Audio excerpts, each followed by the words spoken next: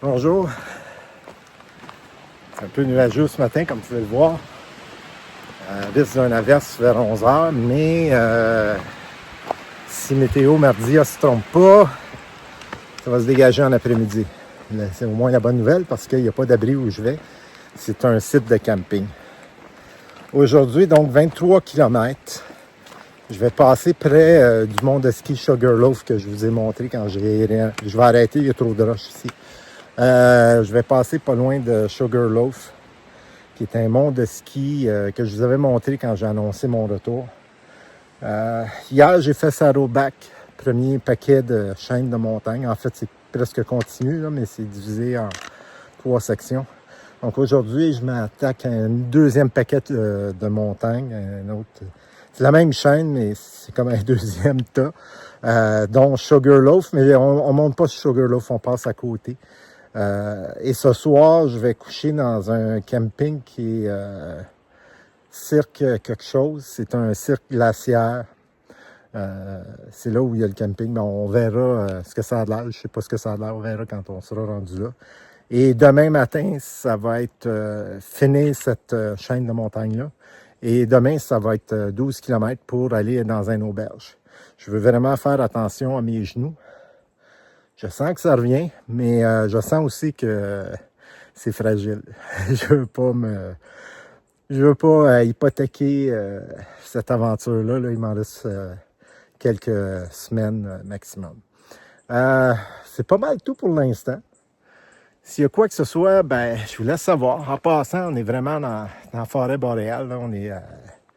On est vraiment en altitude, là, à peu près à 4000 pieds, mais comme on est dans le nord du Maine, comme vous voyez, ça, c'est de l'épinette. Ouais, ici, c'est de l'épinette qu'on voit. Là. Là-dessus, ben, je vous revois plus loin. C'est le ruisseau Orbeton. Contrairement à avant où j'aurais traversé, puis je serais parti tout de suite, là, je vais prendre une petite pause. Manger une barre de protéines. Je suis arrivé de là. Comme il n'y a pas eu beaucoup d'eau dans les dernières 2 dernières semaines, j'ai pu traverser là, en sautant une rochard. Et je pense que je remonte là. Ouais. Les balises blanches sont juste là sur l'arbre. Je profite pour dire une chose, c'est que en allant à Montréal, j'en ai profité pour enlever un bon 3 livres de mon sac à dos. Bon, je l'ai remplacé par de la bouffe, mais ça va disparaître. Ça disparaît déjà graduellement. J'ai beaucoup d'électrolytes. J'en ai pour presque les 2 semaines. Mais ça aussi, c'est pas si pesant que ça, puis ça disparaît tranquillement. Donc, c'est un autre avantage que j'ai là avec mon retour de piste. Mon sac est beaucoup plus léger. Comme vous pouvez le voir, j'ai enlevé le gros matelas dépliant. J'ai remplacé ça par mon matelas gonflable qui est légèrement plus léger.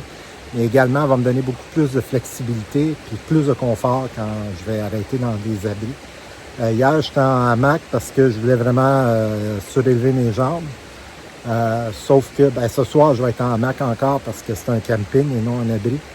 Mais je vais essayer les longues journées d'aller dans les abris pour pas avoir un temps de montage et de démontage d'équipement trop long et en profiter pour être sur la piste puis relaxer. Je vous laisse là-dessus. Comme vous voyez, c'est un très bel arrêt. Je reprends la piste tout de suite.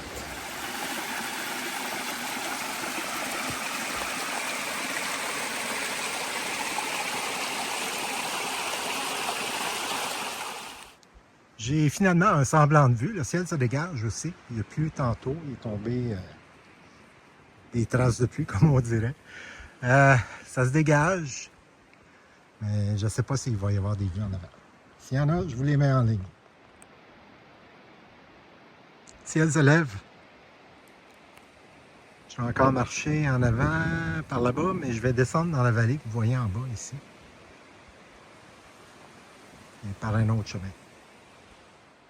Je prépare une bouteille d'eau, je me retourne 2 minutes après. Et voilà ce que ça a l'air.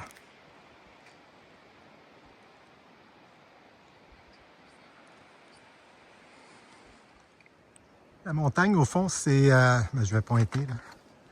C'est de où j'arrive. Il y a environ une demi-heure, 1 heure. Mais j'ai marché, là on voit pas, là, derrière les nuages. C'est de où je suis parti ce matin.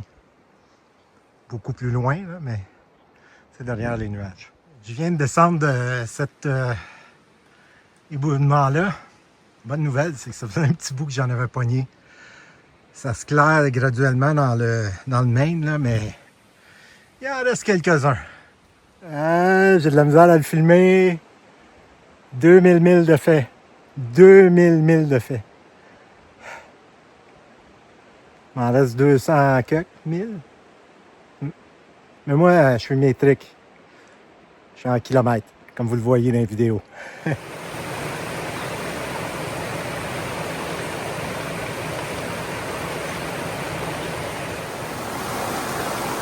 Traverse complète.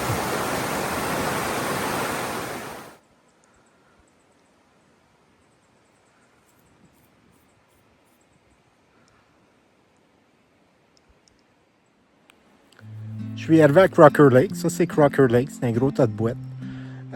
Désolé pour les yeux plissés. J'ai le soleil en pleine face. J'ai fait mon 23 km, arrivé au campement. C'est un site de camping. Je vais passer la nuit ici. Et demain, j'ai juste 11 ou 12 km pour me rendre à une auberge, Hostel of Maine. Ce qui permet d'épargner mes jambes. Mais honnêtement, ça va très bien.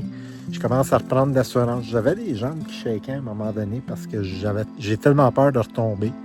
Mais là, il y a un problème inverse. Il y a tellement peu plu, il n'y a tellement pas plu beaucoup dans les 2 dernières semaines que tout est en train de s'assécher, et incluant les sources d'eau.